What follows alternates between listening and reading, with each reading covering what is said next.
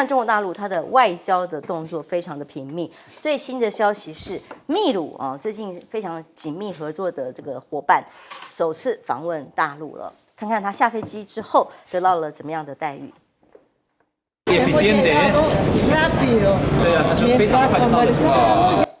他很快就转高铁哦，然后他就说：“哇，中国高铁好快，有靠背。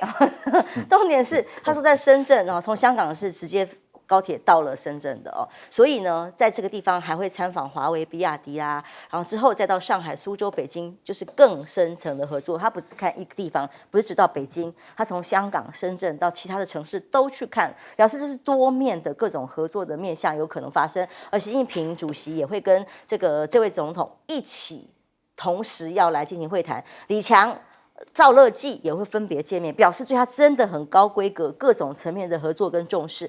那秘鲁其实在分析里面都认为他是不顾美国反对的哦，才选择跟中国合作，因为美国曾经警告说不应该让中国公司再留在秘鲁哦，包括这个前海港，他认为就是不可以给中国来继续经营啊、规划啊、制造、设计啊。但问题是，他就是这么做了。那尤其是他预计还会建中原海运港口的高层，这个港口呢，就是要秘鲁升级改造港口的现代化设备，让它整个再造的升级，让美国在拉丁美洲这里的现在对于秘鲁的地位来讲，会有大大提升的效果。尤其11月，预计习近平还会去参加这个港口啊前海港完工的这个重要的典礼，因为对南美洲来讲，也是唯一在沿岸最大的超级大舰可以停留的海港，对于他们来讲太重要了。所以《华尔街日报》就报道啦，一旦这个前海港完工的时候，到底谁焦虑呢？马上就还用形容沦为哦。应该对当地来讲说，哇，就成为就是很棒的事情。可是，在《华尔街日报》的眼里，是沦为南美洲通往亚洲的门户，给中国跟巴西、秘鲁提供了更多贸易机会，这是在挑战美国在拉丁美洲地区的影响力，后门洞开了。所以美国不爽，要反制中国，当然很多面向也不止这件事情了啊。伯恩斯美国驻中大使就说了，中方没有落实去年11月拜习会促进美中两国交流的共识。反而积极破坏双边关系，煽动反美情绪。只有单方面的吗？那美国财政部长耶伦说，可能会在今年年底敲定限制美国个人跟企业不准去大陆投资，尤其是关键产业最终的规范。年底是选前还是选后啊？我好想知道，选前选后，11月之前之后差很多啊！哦，是谁来宣布啊？真的是什么最终规范是什么？要抗中到底吗？而路透社报道说，他们很担心。美国正在调查中国的3大电信业者，因为其中取得的电信数据跟这个王羲之制造的一样，是不是把这些电信数据提供到北京去，造成了国安危机呢？可能，也许我们的民党中央可以给他们的建议啊。所以，当说这个消息第一时间我们在报道说，《金融时报》说出来的。当欧盟的主席冯德莱恩跟习近平见面，这已经去年的事情了。居然这个时候被报道出来说，哎呀，他不会受骗上当。即使美国一直诱骗中国去攻打台湾，过去我们讲说只有中方完全没有回应，其他美国啊，还有这个冯德莱恩啊，通通都否认了。但这次有意思是，这个中央视啊，美国的官媒啊，直接用这个话题来邀请了来宾，还有一段的讨论，就代表了，这的确是真实的习近平想法吗？所以想要往这个方面来告诉大家说，他不会上当吗？而为了担心美国的制裁跟俄罗斯有关，所以中国银行已经暂停了俄罗斯银行的金融业务，因为很担心动不动美国可能会去制裁俄罗斯咯。而习近平批评有一些人借着中俄正常的贸易在抹黑中国，回应的当然就是 G7。学者甚至认为说，习近平的最新表态提醒西方。乌克兰的安全呢，还有俄罗斯的安全呢，两者关系不可分离啊！不能再用西方目前的方式去解决乌克兰危机，和平是不会到来的。当然，西方世界更担心就是，当然普京跟金正恩见完面达成的军事结盟。韩国民族日报报道，这一次普京会的结果，对以美国为中心的国际秩序正式提出了挑战。再也不是美国说了算，其实早就被挑战过了，只是在朝鲜半岛如此，而给美国带来的是多重风险。华府智库人员表示，美国最大的担忧就是俄罗斯在东亚制造冲突，普京为了打赢战争，把目光望向东方，意思是说他也有代理人可以帮他打战争吗？将军来看看，现在从基建跟秘鲁的合作到这个可能的，我首先讲钱德港。好，钱德港的港口吃水可以到16公尺。这是一个深水港。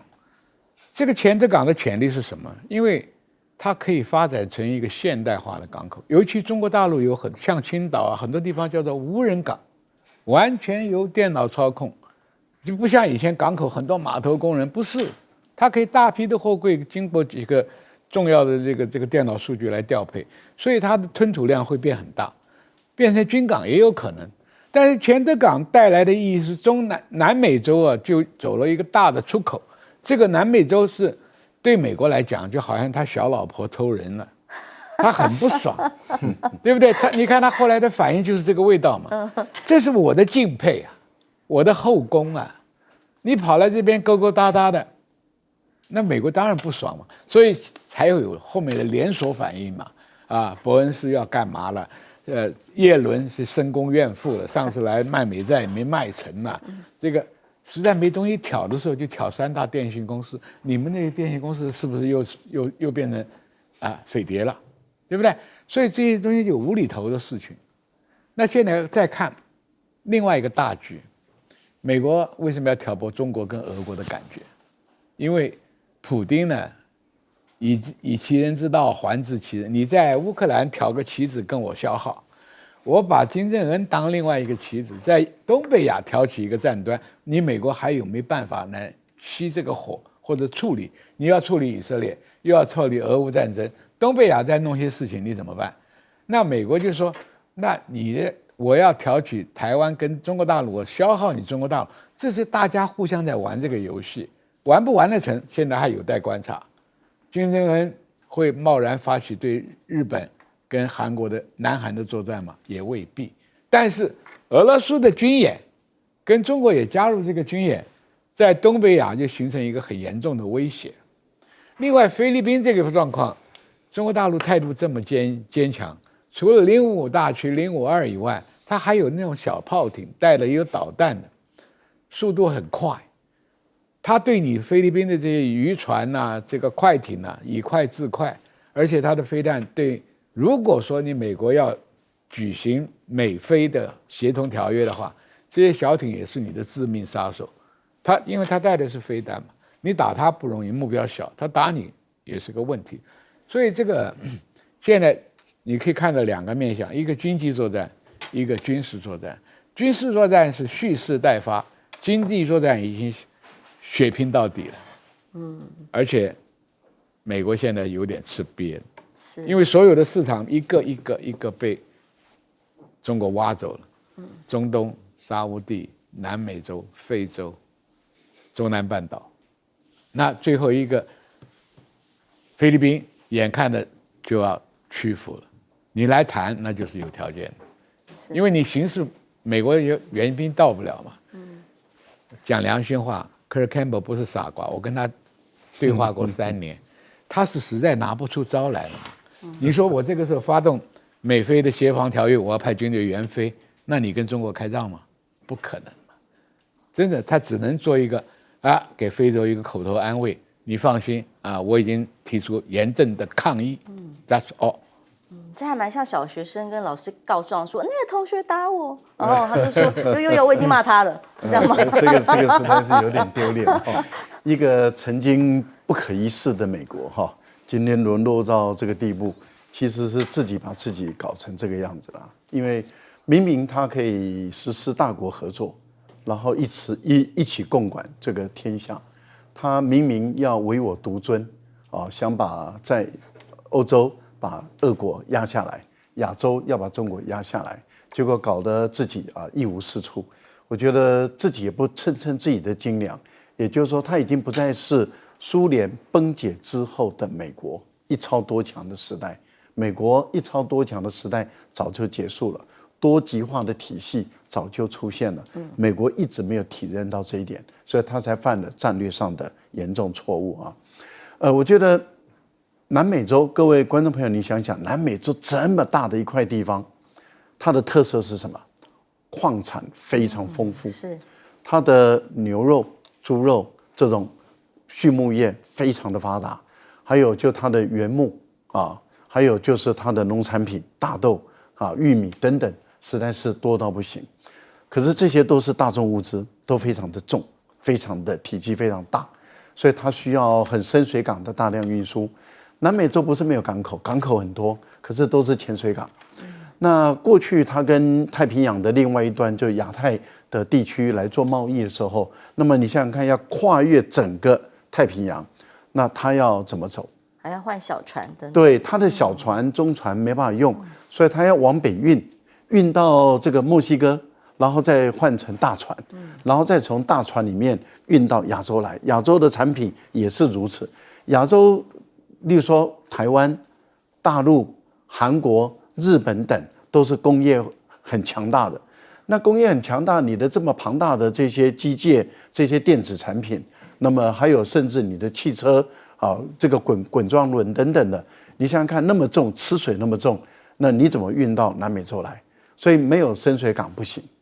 那因此有了这么一个深水港，所以《华尔街日报》才把它说，它是南美洲唯一的全球商业运转中心。是，而它的整个港口的整个营运靠谁呢？由中远轮啊，就是中国远洋啊船运他们本身来控股，也就是说由它来经营。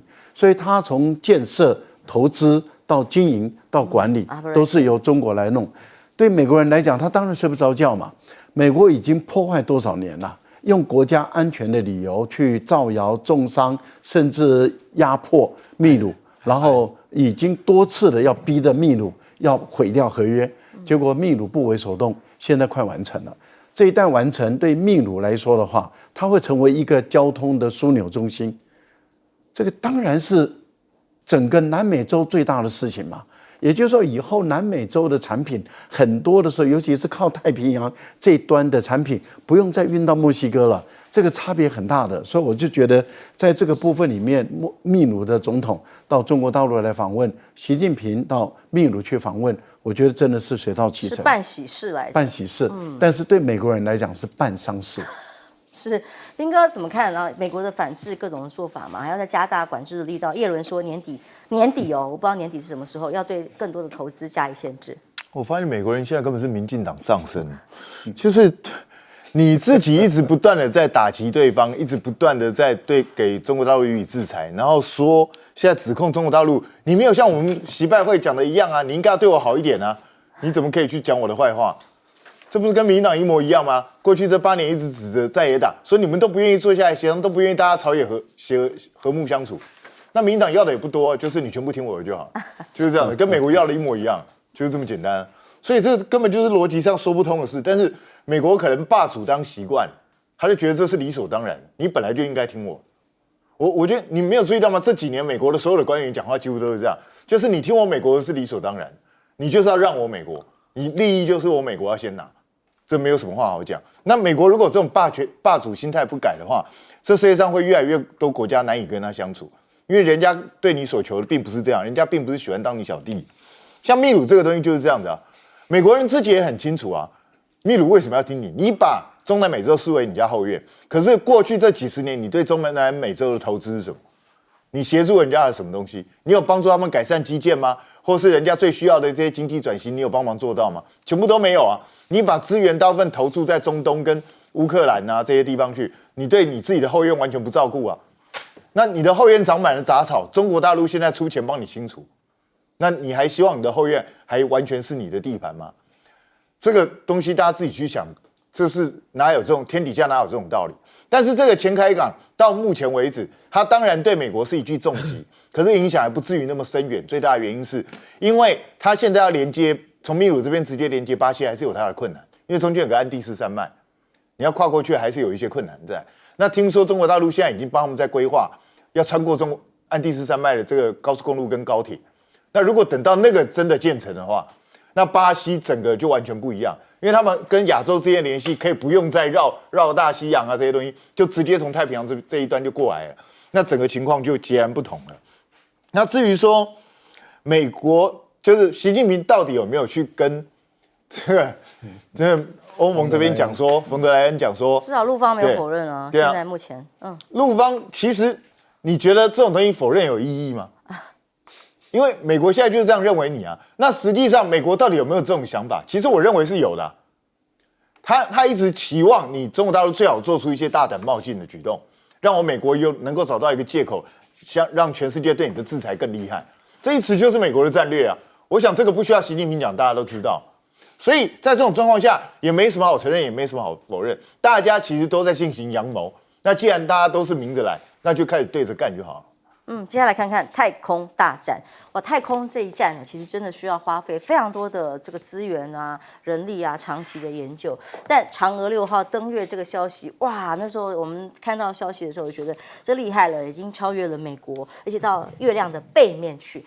成功的回来喽！现在着陆在大陆内蒙古，获得了月球表面的砂石样本。来看看画面，它着陆的时候呢，带回来将近2公斤哦，这个小小的降落伞把它带下来了，不是北韩飘过来的，好险，是嫦娥6号回来了。哇，带着大家的期望，这个到底有什么人类未知的秘密在里头呢？这个岩石里、岩矿里有没有可能帮助科学家去回顾月球呢？甚至最近还说他们可能下一个阶段想要到月球去探看有没有水源的地方，说不定这就是未来要常驻太空站在中方的规划哦。太空的部署是如此，那这个前进可就非常的大步了。习近平还发表了贺电，称赞这项任务是建立太空跟科技强国的里程碑啊。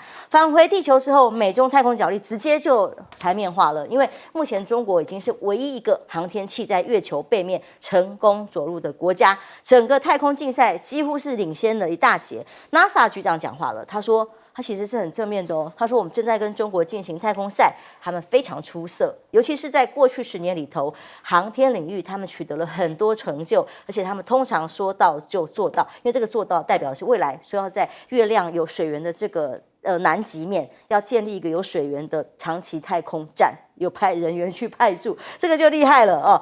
但美国呢，有没有像这个 NASA 的局长这么的有风度？官方啊，美国就怕听到什么休斯顿，我们有麻烦了，这电影台词嘛，有麻烦就真的麻烦了嘛哈。这个波音的星际客船就滞留在太空站啦，现在已经将近3个礼拜了。NASA 可能派 SpaceX 的龙飞船去想办法接回来啊，因为延迟的这个太空舱里面的有氮气泄漏的问题，延迟了2名太空人啊，甚至还有他们太空衣还漏水哈，不知道发生什么事情。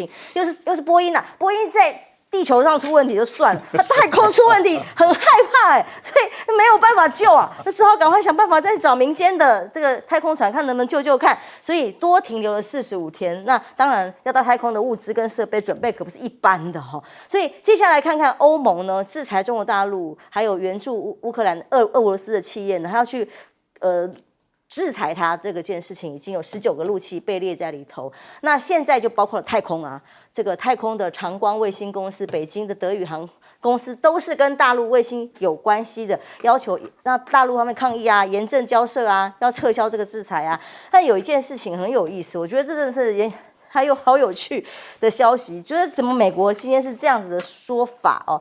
因为现在美国把一些学校哦，都列入所谓的高风险还特高风险的21所中国大学，北京航空航天、南京航空航天什么这些都上榜，就是跟太空有关的，现在好像输了，不尬以输为杠杠，就这些都很危险，就把它列入危险的高风险名单之外。副国务卿坎贝尔又讲话了，他说什么呢？欢迎中国学生到美国来学习啊，来上学啊，学什么呢？学文科。人文学科，我们学人文的学科怎么样？他说不要学理工，他不给人家来学理工吗？希望多学人文啊！美方愿意向安全伙伴印度，而不是中国开放。哇，连这个学术知识，过去美国一个开放的精神，现在都倒退回到不知道几百年前。所以当为了抗中，想尽办法，Bloomberg说连自己人都要来针对吗？美国有一个非盈利的科学团体光学学会哦，面对美国跟中国的各种限制，他想办法继续要跟华为合作啊，在商言商，那说是知识分享嘛。结果呢，华为通过了组织能够秘密赞助五角大厦或其他美国机构，在同一个时间可以选择赞助的关键项目，他指控是共谍组织哦，所以各种的事项一直在冲突发生当中，只要碰到中国大陆的，就是共谍哦，好像跟台湾的状况很像。白宫说，北京拒绝限制 AI 在核武的使用，会发安全备忘录，就是一个指控跟指责啦。那 AI 是利用在人工智能，如果核能这个方面没有签署各种协议的话，白宫会进行一份新的国家安全备忘录，替联邦机构使用人工智能来进行指导。哎，那他自己有没有限制呢？还是只要别人限制呢？我们就不知道。因为过去的经验是核武只有限制别人家，不限制自己家嘛。将军，这中国大陆发展了很多一流的大学，而且是理工科的特别夯，就说每年产生的理工硕士啊、学士很多。那么他们愿意到美国去深造，因为美国就担心说，哎，你是不是把我的高科技给带走了？学会了。所以你看，这个美国的华裔的学者被他限制，现在连学校都最好你不要招，真的。那你们去读文史科，哎呦，学文史怎么了吗？我错了吗？学问不好啊。你美国有什么大的文学家？我知道，除了一个马克吐温写小说的以外，我看不出去读文史科。去美国学中文吗？对对，是我们去帮你教中文吗？所以这个是很 stupid 的一个想法了。第二个，你今天刚刚韩冰讲的没错，你好的不学，去学他妈民进党那个做法啊！你只要美国商人想跟华为做生意，你就是匪谍。台湾说你这些村里长到大陆去玩，你可能就是匪谍。所以这种很 low 的手段都出来啊，看出来美国这个帝国的没落，因为你拿不出一个堂堂正正、大大方方的策略来应对这些问题，你反而用这种很低级的，让人家感觉到很不耻的，啊，只要对我生意不利的匪谍，啊，你匪谍，这种应对不是一个说泱泱大国该做的东西，所以这个问题就看他今天一步一步堕落以后啊，那些手法就出来了。每一个大国对人家的这个做法，就显示你的高度，你的实力，你的自信。这种行为就叫做你既没自信也没高度，人家觉得你不是耍无赖嘛，对不对？南美洲人家也要活啊，要自己发展啊，对不对？而且刚刚赖教授讲的安第斯山，你不要忘记了，中国大陆很会打洞的，秦岭都打穿了，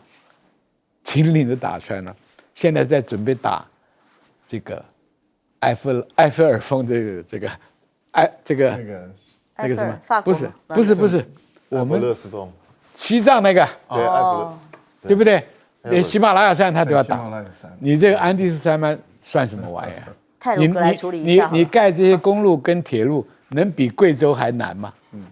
所以这个问题啊，你要是秘鲁，你要是巴西，搞不好都要出钱要赞助啊，因为是对他国家发展的一个未来的一个希望嘛，他的前途完全在这里嘛，对不对？所以这个东西，美国这种做法，只有让中国大陆的这个道德高度啊、实力啊更上一层楼。我觉得美国衰亡的现象已经可以看得到。以前过去一项太空竞赛都是由美国说了算的制霸的状态，现在整个全球的地缘政治实力都在改变。休息一下，马上回来。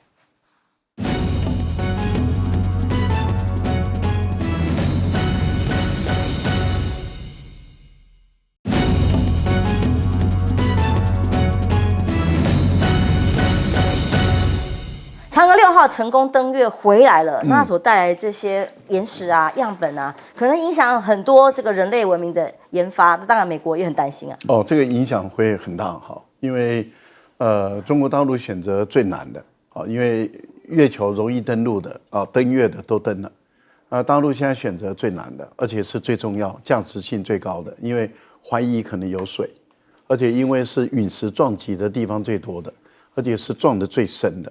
所以它对于这个月球壳这个部分里面，它已经是到最深的地方去取样，然后还有就是也有可能会去收集到不同的外空所撞击的陨石所留下来的那一些那些也许有新能源等等。对，那也然后目前来讲已经知道可能会有氦啦，可能会有这个石墨烯等等的这种原料。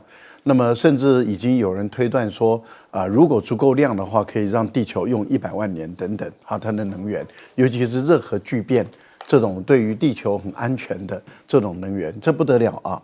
所以我觉得很多国家的太空单位都非常想要分享想要有中国的这个月囊。那当然，中国一定是自己先用，然后对友好的国家可能会赠送一些，美国可能就要等了，美国也可能永远等不到。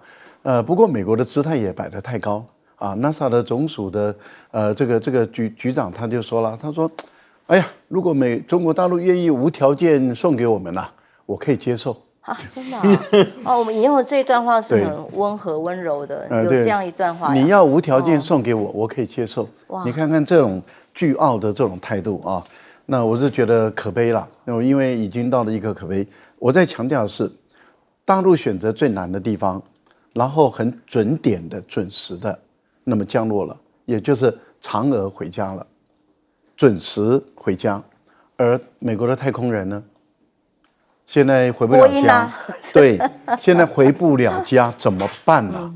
因为目前来讲，刚开始是发现有1处泄漏，后来发现2处，现在发现5、6处泄漏，而且到目前为止还找不到方法去堵住，怎么办？时间越来越接近，那么7月2号太空人出舱回来之后，才能够有机会再回来。如果又错过这个时间，就像你讲的，到了4月下旬再不回来的话，他就麻烦了。那在这个时候，马斯克说我已经准备好可以去救援，可是这个坦白说，这真的是很丢脸的事情，因为当时太空总署就是不希望有马斯克独享嘛，所以培养波音来跟他抗衡嘛。结果呢，波音就是这么的不争气，那你又有什么办法？飞机造不好，现在连太空船都造不好。你想想看，美国的制造业真的是有很大很大的问题，船造不出来，高铁造不出来，现在车子也输了，飞机也不行的，太空船也不行的，太空事业也输了，本来领先全世界的现在都输。最后我是觉得说，讲到这些理工科的大学啊，我在法国读博士班，我们都知道，其实大学教授非常需要硕士班跟博士班的学生帮忙做研究。帮忙做研究，没有他们那些老师的研究能量是有限的。所以他们现在选择只要研究人文再来就好。人文我还是建议到欧洲去，如果真的要留学的话。但是这个有点小气啦哦。休息一下，马上回来。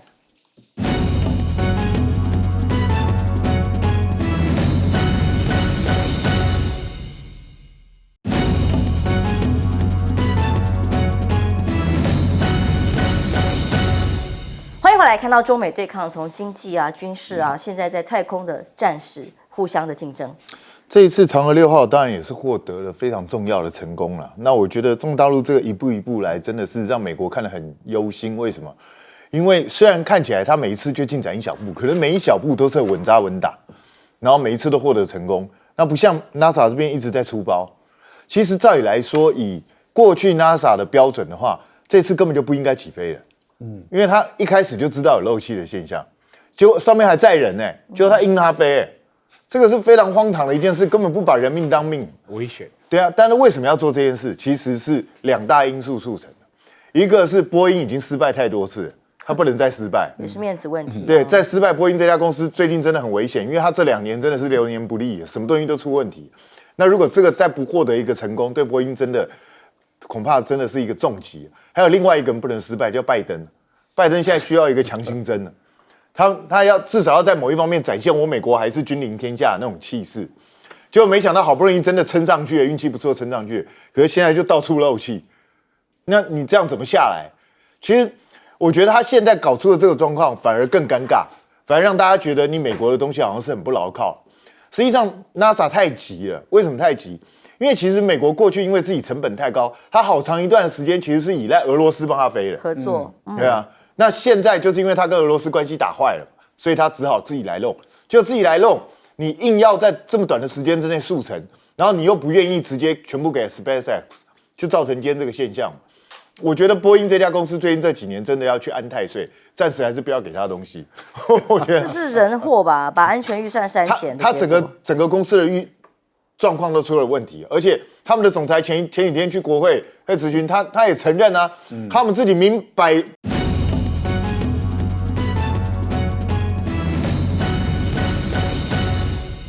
观众平安，欢迎收看 TBS 新闻大白话，我是黄显秋。首先介绍这一节跟我们讨论国际国内议题的大白话来宾，第一位是我们的教授赖岳清老师。主持人好，观众朋友大家好。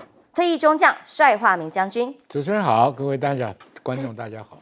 资深媒体人谢寒冰，冰哥。主持人好，大家好。看看几个最新消息哦，包括两岸之间的关系，一直最近大家很担心、很紧张。突然有个上午的推播的消息是说，26架的共机又突然大举出动出海，到哪里呢？台海4周一起来3线包围吗？从昨晚开始就一直来啊。根据国防部所公布的消息，是从上午7点开始，陆续侦获中共歼16、运8还有无人机各种的机型哦，还有甚至辅战机也有哦，26架次非常多，频密的一起出海了，其中24架直接逾越了中线，进到我国北中南3个空域，这样包围起来，配合共建，还有共建在旁边联合战备巡演，昨天也有，今天也有，显然从昨天到今天一直有这样大量的出现。那官方的做法就是跟大家讲说他们来了。然后呢？不知道哦。然后大陆海警常态化，已经把台湾海峡变成内海概念，我们已经讨论过非常多次了。但是重点是下一句问我们的阿兵哥碰到的时候，到底该怎么做？我们一直得不到一个正式答案。我相信这些军官们也有同样的困扰。例如昨天我们也报道了这个新闻哦，就是有这个中国海警船闯金门海域的发生什么状况，但是对方跟我们发布的消息处理的状况完全不一样。现在看看大陆官方发布的影片是怎么回事。这船行动已威胁我航行安全，请马上调整航向，赶紧离开。我们的船只被影响，被这样喊话之后，集体掉头，他们还配了音乐，真是尴尬。就说我们的船只就这样立刻掉头走了，集体走掉了。这个是大陆官方的说法，而且形容是慌乱掉头哦。但昨天我们报道的看到台湾新闻不是这样差很多。我昨天还开玩笑讲说，海巡派艇赶到，因为有4艘海警船闯金门海域之后，我们双方这个是另外一个报道，叫激浪纠缠，讲得很严重。我昨天看到那个报道，我们引用的叫做2个小时劝导喊话，有没有？2个小时我还说好有耐性，谆教诲，陪了他2个小时，等他离开，最后把他驱离到限制水域外，这也差太多了吧？那因为昨天我们公布的那个影片是我们的阿兵哥，我们的军官，他也是用广播仪器跟对方喊话，那对方今天也公布了安奈查加领追我是觉得这个很尴尬，我相信连前方的这些前线的人都一样困惑，到底现在下一步该怎么办？我们国人部长顾立雄今天到立法院答询说，如果中共军舰进入到外岛的禁制水域的时候，刚刚不是军用的，是海警船，所以不是军用的舰艇进入禁制水域。如果是怎么办？他说就会将越界依照突发状况处置规定来处理。怎么处理啊？我还是没有得到答案呢。我不知道将军听了之后，这个部长的谈话，如果你是前线人员，你知道怎么做吗？要怎么样让国军们有的指挥的这个指令清楚吗？然后人民会不会因此而放心呢？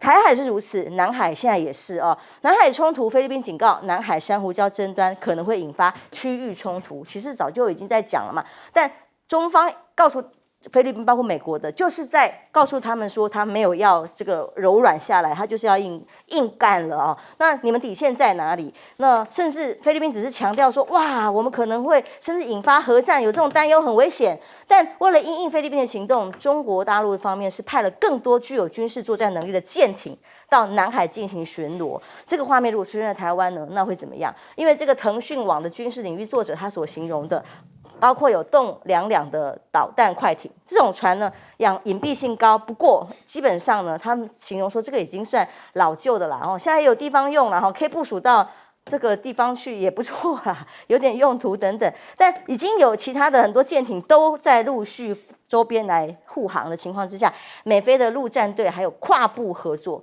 就是说持续帮他训练，经过了好几次肩并肩演习现在还有 MASA 的比美这个演习都让陆战队去跟菲律宾的陆战队做跨部的演习跟合作因为呢是会有效应对印太的威胁。真的有效吗？不知道。美国到底会不会出手帮忙？他们虽然有联合的协议，被形容这个标题叫做大哥说话。大哥谁？美国副国务卿坎贝尔在华府的智库会上面讲到的，中菲在南海发生冲突，表示我们也对中国对话者进行重大的抗议，就是说他们已经向中方表达了正式的外交抗议照会。哦，真的吗？因为我们刚好看到今天早上《自由时报》的头版头也是说美国谴责中国破坏台海的安全，然后呢，有没有具体可能的做法保护菲律宾的渔船或者是军船等等，不知道。但中菲冲突会不会引发这个美菲条约的引用呢？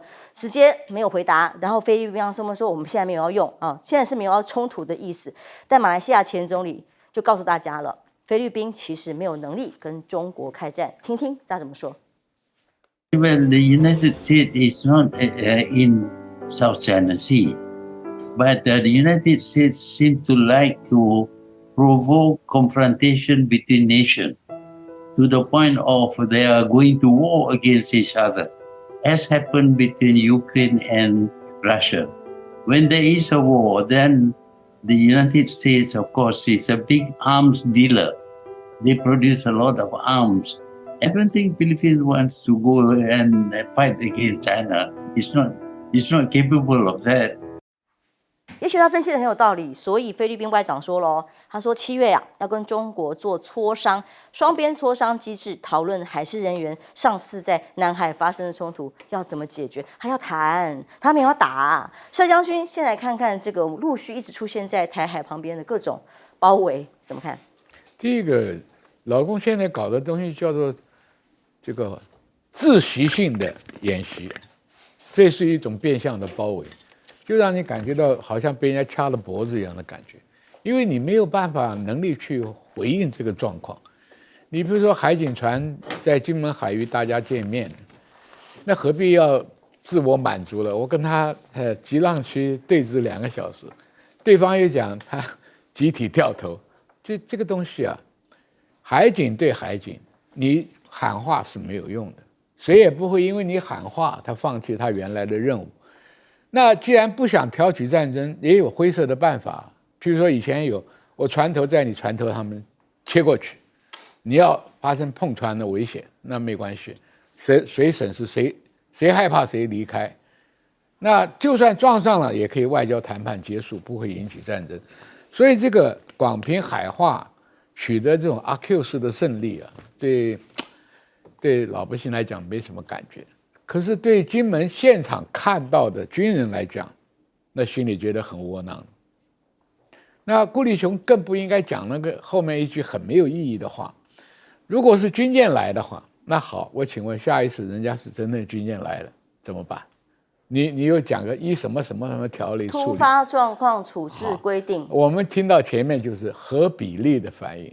你这样搞得我们前线指挥官，包含军防司令都不知道该怎么处理这个状况。打吗？好像不行。不打吗？军舰到我家门口了，到我领海了，对不对？到了限制区域里面，就接到我岸边了，怎么办？他说按照规定，就是不知道规定是什么。规定就是这个规定就是合比例。这句话就让我们所有官兵，我不知道你这个比例是怎么比的。所以这个东西啊，将在外啊，如果说有种的他干军命有所不受，我说我的比例是到了，怎么办？那不打，人家要说你失职，对不对？所以这种模糊的命令就是什么文人部长的毛病。你根本你在当律师，用律师的话来讲，军人听不懂，也不知道如何进行。等我查一下法条再告诉你。法条里面也是含混的嘛，它合比例嘛。那什么样的比例呢？人家的军舰到了，你到底是怎么样呢？你拿渔船去撞他吗？你拿海军船去对他撞吗？还是金门的火炮开炮呢？无从这个指挥官拿到这种命令，根本就不知道如何执行，所以这种外行指导内行很糟糕。你不懂，干脆不讲。由参谋总长来做决定也可以嘛，对吧？你是顾全大局，我不愿意开第一枪，那你就哑忍下来嘛。那老共现在就是在试探你们，飞机过来，军舰过来，海军船过来，你拿什么东西做反应？所以这个东西啊，不是报纸上登一个阿 Q 式的胜利啊，能够掩盖的过去。尤其你引下来了啊，如果军舰进入禁止水域，依比例。那我下一次呢？越来越近。那下一次来你怎么办呢？所以我觉得军防司令该睡不着觉，对不对？我根本不知道下次该如何处置啊。处置多了我负责，处置少了也是我挨骂。所以这个问题啊，我们在军人当了这么多年军人，当长官的没有肩膀啊，这部下很难干的。你也失去了军心，对不对？那你干脆先就是说，两岸不宜发生冲突，我们一切不做处理，那也算你是部长有一个有责任的一个说法嘛。这个责任你来扛嘛。是我现在不希望两岸爆发战争，所以对这种挑衅的行动，我们不予处理，这算是一个比较正确的一个说具法，体的指令，对嘛？你既然不敢打，那不敢打，你又不愿意，你把责任推给部下，是不对的。你部长讲这个话，我不愿意挑起两岸战争，这也是一个正当的理由嘛，可以说得出口的东西嘛。你都不说，那你这什么部长？所以到立法院备询，你还要有参谋总长帮忙一起去嘛？哎，彬哥，我觉得现在老共就是在试，因为我们没有反应嘛，就是他接近你24海里没反应，12海里没反应，那我就继续往前试啊。金门这边已经试到5海里啊，那我们还剩多少海里？不晓得。而且郭立雄到现在还是没有给一个确切的标准。他如果接下来5海里之内呢？那请问一下，我们到底要做什么反应？不知道，到时候再依规定，规定是什么？不晓得。那解放军或是他们的海警一定一路试嘛，反正你又没有什么反应，我怕什么？我就继续往前试。对方很清楚，他就是要试到你有反应为止嘛，就是这样的啊。那你不会是准备等他登陆你才有反应嘛？不会是这样吧？所以我是很担心这一点。那至于说解放军公布的这个影片，那当然这种东西本来就是各自找对自己比较有利的那个画面来宣传，因为这就是个宣传影片嘛。但是问题是，接下来到底要怎么办？因为人家天天这样来绕，飞机也来，军舰也来，然后我们的外岛也被人家一直不断的这样子包围。那郭立雄到底有没有考虑我们打算这个情况要延续多久？怎么解决这个情况？郭立雄上台也1个多月了，请问一下，你到底打算做什么？没有人知道。你不能够老是给官兵一个不确定的答案，要打不打都不晓得，那到最后就是军心整个散掉了。我觉得这是非常危险的。可是看起来顾立雄是不打算回答，我不晓得他到底脑袋在想什么。那菲律宾这边警告说，在这边仁爱礁附近的争夺可能会引发核战，你想太多了吧？谁跟你引发核战？菲律宾有核弹吗？没有嘛。所以我觉得讲这个有点太过头。其实到现在可以看得出来，菲律宾人唯一的指望就是美国了，不然他不会去提到核弹这个问题。他还是想要拿美国来吓大陆，但大陆不可能被你吓到，因为美国的态势已经摆得很明确了嘛。美国现在最厉害的就是嘴炮，就是出嘴炮。你看，我已经很严正的提出了外交照会，那又怎样？这个外交照会其实不是提给中国大陆看，这是提给菲律宾看，是告诉菲律宾我有出力咯，就是这样的啊。所以那个美菲共同防御条约就不干我的事了，我已经讲了啊。然后你自己也说现在没有在战争状态啊，那美菲共同防御条约就不会启动啊。我觉得最让我讶异的是，这个副国务卿 Campbell 也说了，他以前是超级鹰派，你不是鹰派撒谎吗？不是遇到老共就向来是要对着干的吗？怎么这一次也开始变保守？显然你也知道，现在这个时机不适合引发更大的冲突嘛。我觉得这个态势就摆得非常明了，连他们副国务卿都这样弄的话，你等于是给了解放军一个通行令哦，告诉他你就接下来就可以继续这样做，因为美国不会有反应嘛。所以菲律宾现在也看清楚这个态势了嘛，还是用谈的比较好嘛？就当然是嘛，因为我从一开始就讲，其实双方是不能谈的吗？一开始就可以谈啊，就是南海行为准则啊，大家先搁置这些争议啊。那菲律宾就是在美国的怂恿之下不要嘛，那不要，现在你碰了一鼻子灰之后。你现在重新又想谈，可是问题来了，美国会让他去同意南海行为准则吗？也不会，所以你跟中国大陆到底要谈什么？你也没法谈嘛，所以这就是一个很尴尬的状态。所以马哈迪讲的对嘛，马哈迪说你美国根本不在南海，可是你天天来搞事嘛，就是要把南海搞得跟俄罗斯跟乌克兰一样，这就是美国的目的嘛。老实讲，如果按照美国跟民进党的标准的话，马哈迪显然是中共同路人，因为他讲的跟我们讲的一模一样，对啊。但是问题是，人家是旁观者清，他看得很明白。不要忘记，马来西亚也是南海国家之一哦，人家也是觉得应该这样做，所以大家还没有想清楚事情该怎么办。那教授，我们同一个事件居然有2种版本的说法，2个处置不同的说法，但人家对方拿出影片来啊，那我们到底上次渔船冲突事件就证明我们船上没有监视设备，现在有了吗？我都很怀疑呢。我们的船上没监视设备吗？该有的时候有，不该有的时候就不见了。对，然后这个同样的事件居然有这么相反2极的处置的说法。大陆是到我们这边来，5海里，而且大陆船那么大。你台湾的船那么小，你凭什么把人家驱离？所以你驱离不了别人，而且是大陆驱离台湾的可能性比较高嘛。所以我觉得在这个部分里面，我觉得啦，这个顾立雄或者是管碧玲真的没有必要再睁眼说瞎话了。你的船就是比较小，这样太尴尬了。大陆的船那么大，我们从影片里面都看得好清楚嘛。你船小的去赶走船大的，这简直是逗人嘛，这开玩笑的事情。另外一个部分。我觉得现在我觉得媒体现在焦点不应该把它放在台海中线的问题。解放军现在的打法，你很明显的看到这一次的打法，其实就是北中南海空的联合作战演练嘛。所以它是24架次跟舰队是同时在进行的。这个解放军很明显的就是针对于台湾的实际的状况，开始在进行作战的演练。那么各种打法、各种角度、各种怎么打，我觉得他已经在进行。那么未来必要的时候的攻防战的这样的一个演练，我觉得这个应该要从这个角度上来看。但是问题就在于，台湾这边这个真的是束手无策，一点办法都没有。这是第一个。顾立雄既然认为说有规定，就把规定拿出来，因为我们都在等顾立雄，你说有规定嘛，你自己说要依规定处理嘛，那你就把规定公布一下。而且拿这个你的定的这个顾立雄版本的规定，去我们的前线官兵去教他们，因为你是律师嘛，你是律师，你就拿着你自己定的规定，然后你到我们的这些海巡署跟我们的陆海空三军跟大陆解放军会有接触的，或者大陆海警船会有接触的，那么开始教育他们说，哎。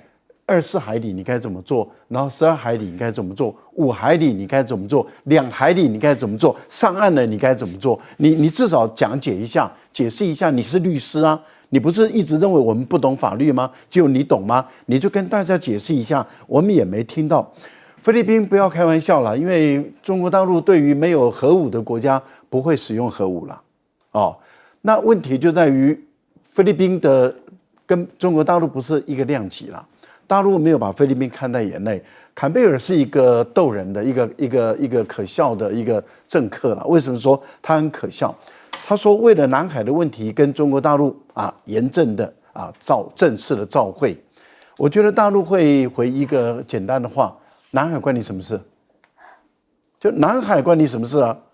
你照会什么？你帮谁照会啊？你凭什么照会啊？所以我觉得坎贝尔这是一个逗人的开玩笑的话，因为。你不是域内的国家，你对于南海的问题，你照会什么？这第一个。第二个呢？你说你跟菲律宾有共同防御条约，那是你家的事啊，你家的事不关我的事啊。那所以我是觉得这个简直是很逗人的，很开玩笑的。坎贝尔，你不要再当小丑了，有点可笑啊。